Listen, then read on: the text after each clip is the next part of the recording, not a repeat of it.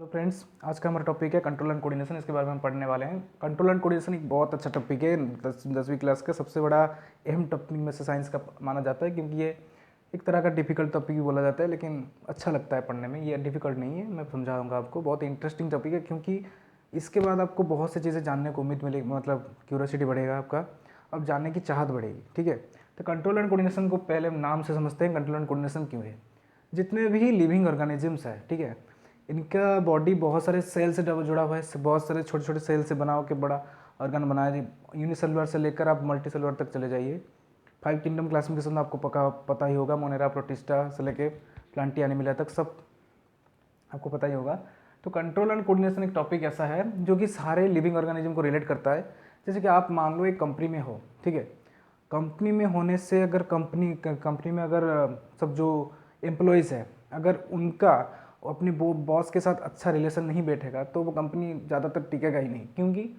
क्योंकि कंपनी में ना एम्प्लॉयज़ बॉस को समझ रहे हैं, ना बॉस एम्प्लॉयज़ को समझ रहे हैं, तो कहाँ आगे जाएगा। ठीक है, तो वैसा ही कुछ है ये। मतलब अगर क्यों नहीं जा पाता वो कंपनी आगे, क्योंकि एम्प्लॉयज़ और बॉस के बीच में ज़्यादा रिलेशन अच्छा नहीं है। को रिलेशन इसे बोलते हैं। तो कोऑर्डिनेशन अच्छा नहीं है, तो कोई रिलेशन भी अच्छा नहीं है। तो अगर ऐसा नहीं होगा तो कोई भी सिस्टम आगे नहीं जा पाएगा। तो वैसे ही हमारा बॉडी भी एक तो मशीन ही है ना, एक मशीन ही है जो काम करती है, जो हमें बचा जिंदा रखती है। ज़्यादा सारे लाइफ प्रोसेसेस होते हैं। प्रोसेस क्या होता है? कुछ प्रोसेस जो होते हैं वो रिलेट होते हैं ना एक दूसरे से। जैसे कि रेस्पिरेशन हुआ, आपका एक्सक्रीशन हुआ, सब एक दूसरे से रिलेट तो होते हैं। अगर कोई भी एक प्रोसेस अच्छे से काम नहीं करेगा तो बाकी प्रोसेस तो वैसे ही बिगड़ जाएंगे। तो इस तरह से कोई भी मशीनरी प्रोडक्ट, कोई भी मशीन, कोई भी कंपनी, कुछ भी सिस्टम काम करने के लिए कोऑर्डिनेशन की ज़रूरत होती है। वैसे ही कंट्रोल एंड कोऑर्डिनेशन हमारे सिस्टम में, हमारे बॉडी में कैसे कैसे कोऑर्डिनेशन बैठता है, उसका कोऑर्डिनेशन को कंट्रोल कौन करता है, इसके बारे में हम चर्चा करेंगे आज। ठीक है, तो जैसे मैंने आपको बता देता हूँ, जैसे मैं पढ़ा रहा हूँ, अब पहले चीज़ें समझना बहुत ज़रूरी है। अगर एक भी चीज़ नहीं समझ में आए तो आगे नहीं बढ़ पाओगे आप। तो जैसे मैं बताता हूँ, मैं अब हिंदी में आपको पढ़ा रहा हूँ। अगर चाइनीज़ में पढ़ाऊँगा तो क्या आप समझ पाओगे? क्या मेरी बात आपकी तरफ, आपके मतलब दिल तक पहुँचेगा? नहीं पहुँचेगा, क्योंकि आप हिंदी में समझ में आ पा हिंदी समझ पा रहे हो, चाइनीज़ तो से नहीं समझ पाओगे, क्योंकि आपको चाइनीज़ पता नहीं है। तो वैसे अगर मैं बहुत स्पीड से बोलूँगा तो भी क्या आप समझ पाओगे? नहीं समझ पाओगे। थोड़ा धीरे भी बोलना चाहिए, क्योंकि मेरी बात पूरी मात्रा से, पूरी अच्छे से आपके तरफ पहुँचे जाके। तो इसीलिए इसी को बोलते हैं कोरिलेशन कोऑर्डिनेशन। ठीक है, तो वैसे ही कोई भी लिविंग ऑर्गेनिज्म हो, उसको ठीक से मैनेज होने के लिए क्या चाहिए? एक कोऑर्डिनेशन चाहिए। कोऑर्डिनेशन, और कोऑर्डिनेशन को कंट्रोल करता है कौन, इसके बारे में हम पढ़ेंगे। ठीक है, तो जैसे मैं बताता हूँ कि सारे लिविंग ऑर्गेनिज्म, जो भी लिविंग ऑर्गेनिज्म हमको पता है, जैसे कि 5 किंगडम क्लासिफिकेशन से लेके, जैसे मैं बताता हूँ आपको, यूनिसेलुलर से लेके मल्टी सेलुलर तक। यूनिसेलुलर क्या है? मोनेरा, प्रोटिस्टस। अभी मल्टी सेलुलर जो हम मामास है, प्लांटी एनिमिला है, सब हम पढ़ते हैं, पढ़े हैं। इसके बारे में कोई बताने की ज़रूरत नहीं है। आप 10th क्लास में अभी, इसलिए आपको पता होगा। नहीं पता है तो इसके बारे में कभी एक क्लास करा देंगे, आपको समझ में आ जाएगा इसके बारे में अच्छे से। वैसे पढ़ाता हूँ मैं आज आपको कंट्रोल एंड कोऑर्डिनेशन। किसके टॉपिक में बारे में पहले शुरू करेंगे? प्लांट से। ठीक है, तो कोई भी लिविंग ऑर्गेनिज्म एक सिस्टम ही तो है। एक, जैसे कि कंपनी में को एग्जांपल दिया, वैसे ही कोई भी सिस्टम काम करने के लिए कोऑर्डिनेशन की ज़रूरत है। कैसे? सिस्टम के बहुत सारे पार्ट्स होते हैं, बहुत सारे विभाग होते हैं। उसी विभाग में, हर एक विभाग का दूसरे विभाग में एक क्या होना चाहिए? कोऑर्डिनेशन होना चाहिए। ठीक है, कोऑर्डिनेशन मतलब क्या है? एक रिलेशन।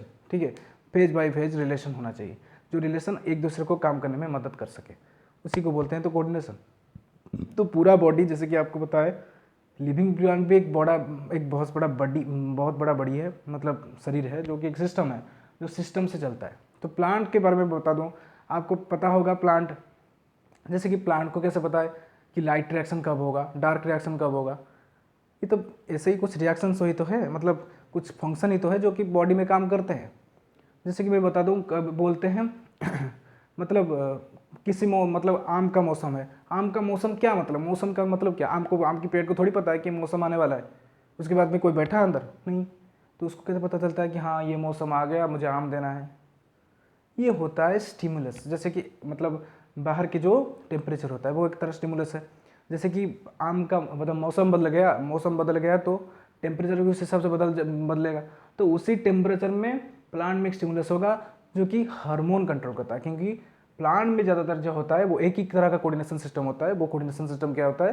Chemical coordination system. वो केमिकल कोऑर्डिनेशन क्या मतलब? बायोकेमिकल्स, क्योंकि प्लांट में प्लांट हार्मोन रहते हैं। अगर आपकी जानकारी के लिए बता दूं, प्लांट में 5 तरह का हार्मोन होता है। उस 5 हार्मोन को एक ही नाम दिया गया है, फाइटो हार्मोन। वही 5 hormone cytokinin, gibberellin, ethylene, abscisic acid और ऑक्सीजन जैसे कुछ मतलब 5 हार्मोन है, जो हार्मोन की प्लांट की ग्रोथ के लिए, प्लांट को बढ़ाता है, प्लांट की फंक्शन करता है, प्लांट में फ्लावर देता है, प्लांट की मतलब रूट को स्टेम्स मतलब छोटे से लेकर बड़ा होने तक मदद करता है। यही कोऑर्डिनेशन सिस्टम प्लांट को आगे, प्लांट में रेस्पिरेशन जो होता है, प्लांट में एक्सक्रीशन जो होता है, वो सारे चीज़ें ज़्यादा पूरे तमाम लाइफ प्रोसेस, प्लांट का रिप्रोडक्शन, प्लांट का पॉलिनेशन, प्लांट का वो सब चीज़ें कंट्रोल कौन करता है? यही 5 हार्मोन करते हैं। ठीक है, तो उसी 5 हार्मोन के बारे में पढ़ते हैं। 5 हार्मोन जो ये है, इनका जो प्रोड्यूसिंग साइड और टारगेट साइड, ये दोनों अलग है। जहाँ से प्रोड्यूस होता है वहाँ पे काम नहीं करता है। टारगेट साइड मतलब जहाँ पे काम होना चाहिए। ठीक है, जैसे मैं आपको एग्जांपल देता हूँ, एक प्लांट में फ्लावर होना। ठीक है, प्लांट में फ्लावर होना एक हार्मोन होता है जो कि फ्लोरिजन होता है। वो फ्लोरिजन हार्मोन इन्हीं प्लांट में फ्लावर होने को, फ्लावर होने के लिए कोऑर्डिनेट करता है। ठीक है, मतलब फ्लावर होने में मदद करता है, मतलब फ्लावर होने में मदद करता है, या फ्लावर होने के बाद ही तो फल होगा।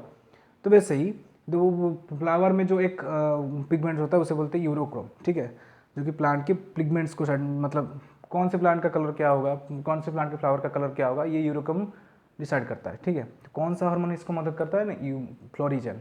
ठीक है, तो जैसे ही फ्लोरिजन फ्लावर करने के लिए, फ्लावर के लिए इस्तेमाल होता है, वह फ्लावर होने के लिए मदद करता है। वैसे बहुत सारा और भी हार्मोन है जो कि प्लांट की ग्रोथ के लिए मदद करते हैं। तो वैसे ही अगर विस्तार से पढ़ें उसको, देखिए प्लांट का मैंने आज तक बड़ा बता दें, ये प्लांट का आप फिगर देख रहे हैं, जैसे कि प्लांट का जो ग्रोथ हुआ है वो सूरज की तरफ उड़ा है। सूरज में क्या निकलता है? लाइट आता है।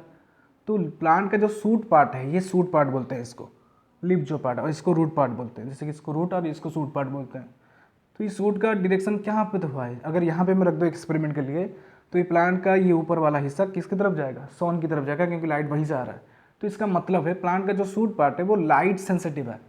ठीक है, तो इसी मोमेंट को बोलते हैं, प्लांट के सूट पार्ट को, इसी मोमेंट को बोलते हैं फोटोट्रॉपिक मोमेंट। फोटोट्रॉपिक मोमेंट और फोटोट्रॉपिज्म बोलते हैं। इस प्रोसेस को क्या बोलते हैं? फोटोट्रॉपिज्म। ये भी क्यों होता है? क्योंकि प्लांट का ये लाइट सेंसिटिव होने से ही एक हार्मोन सिक्रेशन होता है, जो वहाँ पे आके उसको रेस्पिरेशन करने में, फूड प्रोडक्शन करने में, और जो हमारा फोटोसिंथेसिस होने में मदद करता है। ठीक है, तो इसी को बोलते हैं ट्रॉपिक मोमेंट ऑफ प्लांट।